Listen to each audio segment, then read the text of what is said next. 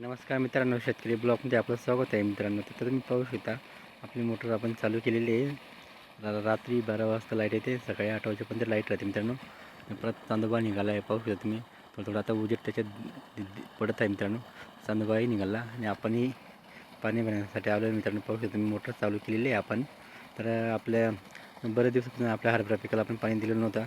तर आपल्या हरभरा पिकाला पाणी भरायचं काम करत आहोत मित्रांनो. पाहू शकता तुम्ही, कारण की त्याला आता फुलं वगैरे यायला लागले आणि आता परत हरभरा वगैरे त्याचं जे प्रोसिजर आहे, म्हणजे हरभरा लागायला सुरुवात होईल. म्हणजे पहिले फुलं येतो, मग नंतर हरभरा लागतो मित्रांनो. तर पाहू शकता तुम्ही, अशा पद्धतीने आपल्या हरभरा पिकाला फुलं वगैरे आलेले आहेत आणि आता काही दिवसांनी हरभरा खायला मिळेल आपल्याला मित्रांनो.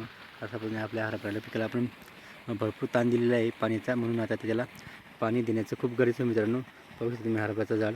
तर अशा पद्धतीने आपलं हरभऱ्याचं झाड आहे मित्रांनो. हरभऱ्याला पाणी देणं खूप गरजेचं होतं, परंतु आपले गहू पिकाला तणनाशक फवारणी दिल्यामुळे या हरभरा पिकाला थोडंसं पाणी ताण दिलं आपण मित्रांनो, म्हणून थोडंसं त्याला क्वालिटी थोडी चेंज झालेली आहे त्याची. म्हणून आता त्याला डेली त्याला आपण 15 दिवसात किंवा 8 दिवसात पाणी देण्याचा प्रयत्न करू, कारण की आता त्याला हरभराचा आता म्हणजे लागायला सुरुवात झाली मित्रांनो. त्याचं फुले आलं म्हणजे त्याला लगेच फुलं येतो असं समजून घेतो मित्रांनो.